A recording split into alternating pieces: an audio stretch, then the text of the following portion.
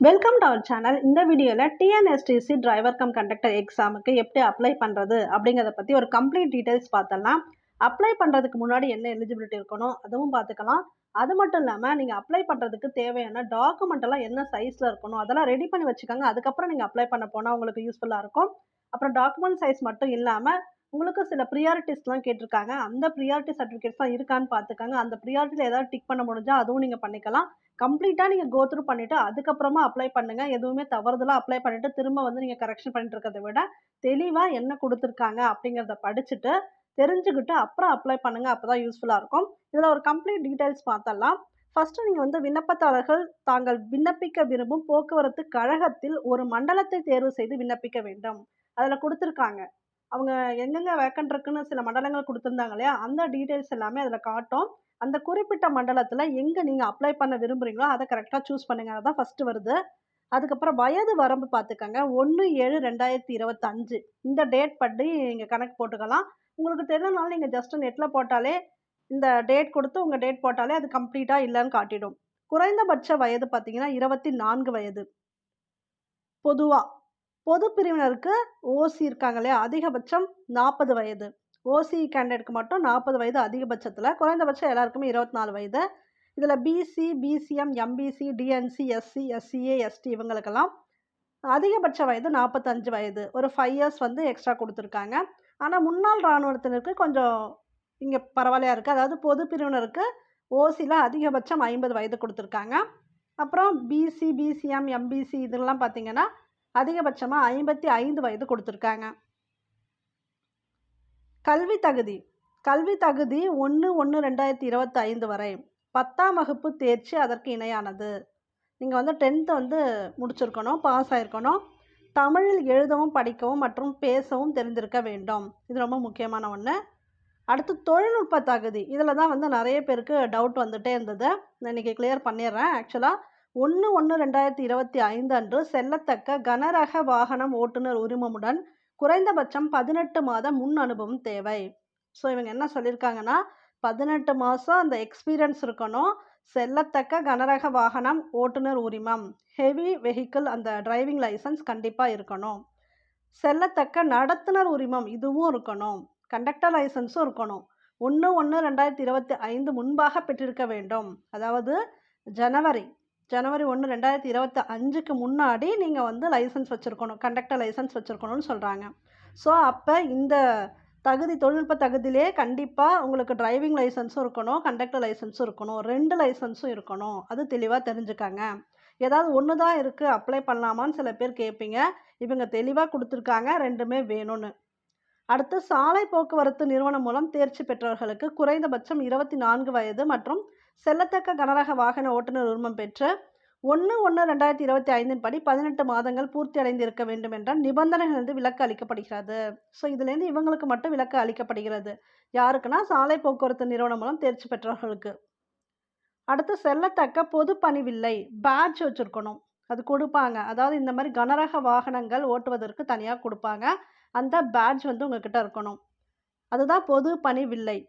அரசு அங்கீகாரம் பெற்ற நிறுவனத்தால் வழங்கப்பட்ட செல்லுபடியாகும் முதலுதவி சான்றிதழ் ஃபர்ஸ்ட் எய்ட் சர்டிஃபிகேட் வந்து நீங்க வச்சிருக்கணும்.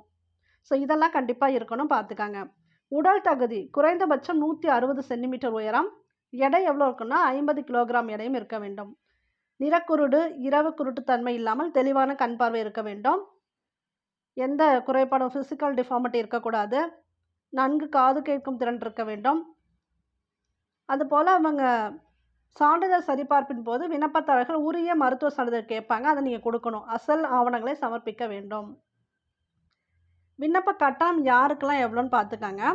பொது பிரிவினருக்கு ரூபாய் 1180 மற்றும் எஸ்சி எஸ்டி பிரிவினருக்கு ரூபாய் 590.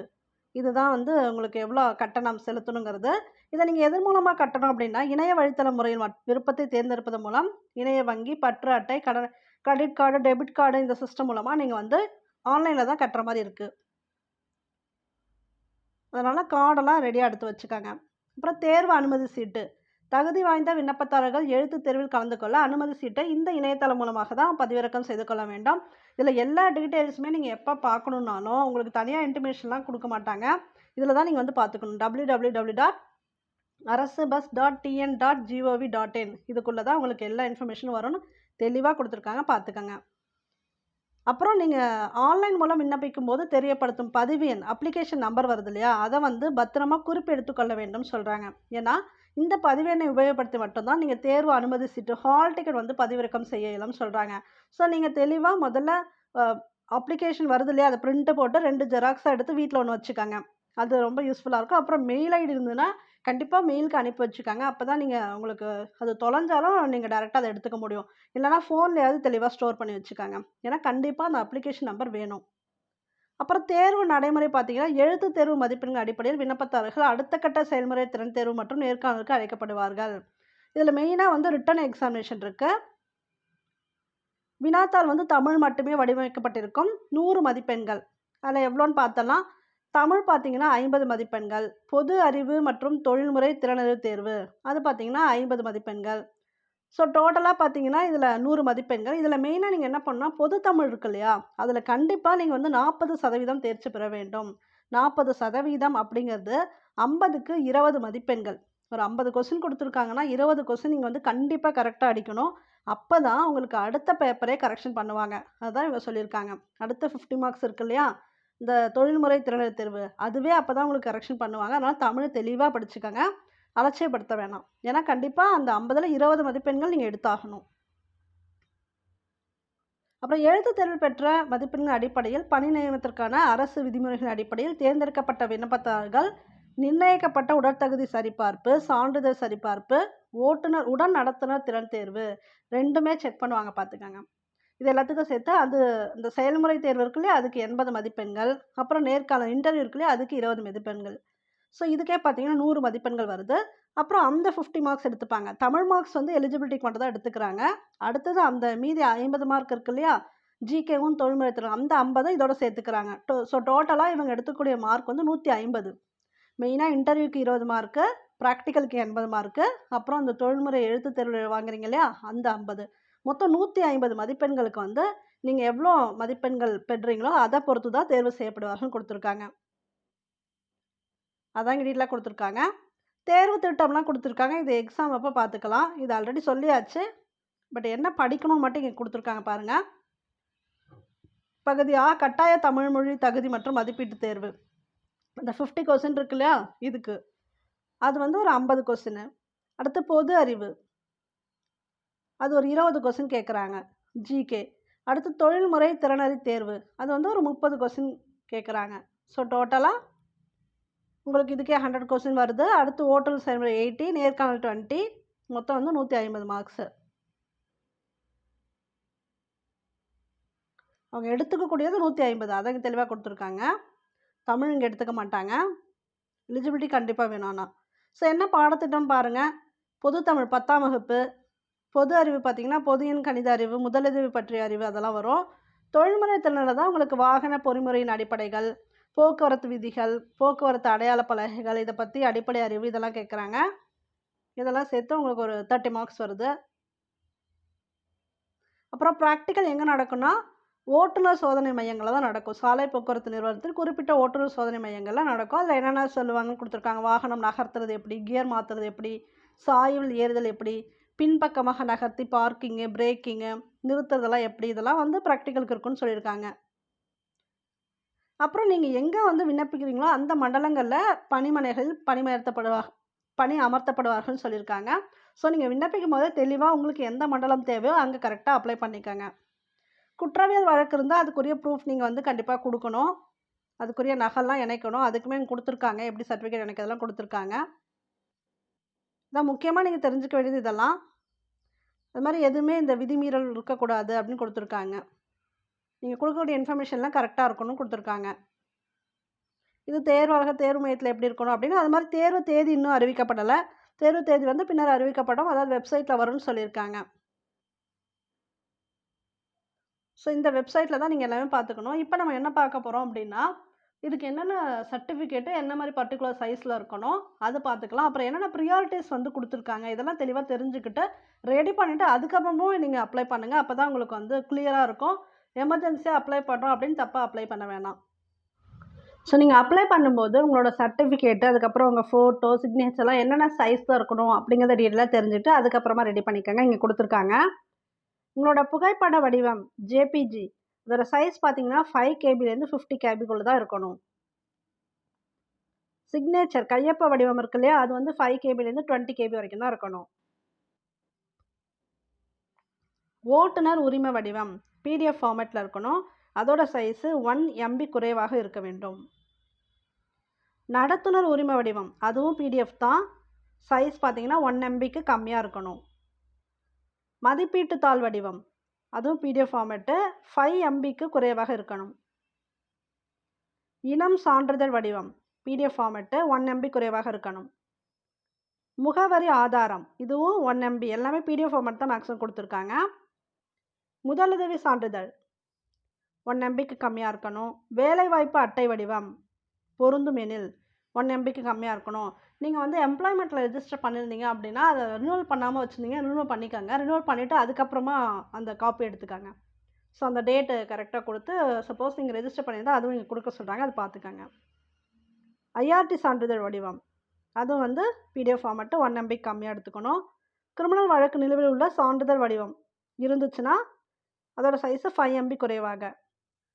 முன்னாள் இராணுவ வீரர் சான்றிதழ் வடிவம் அதுக்கும் பிடிஎஃப் ஃபார்மேட்டு 1 MB குறைவாக.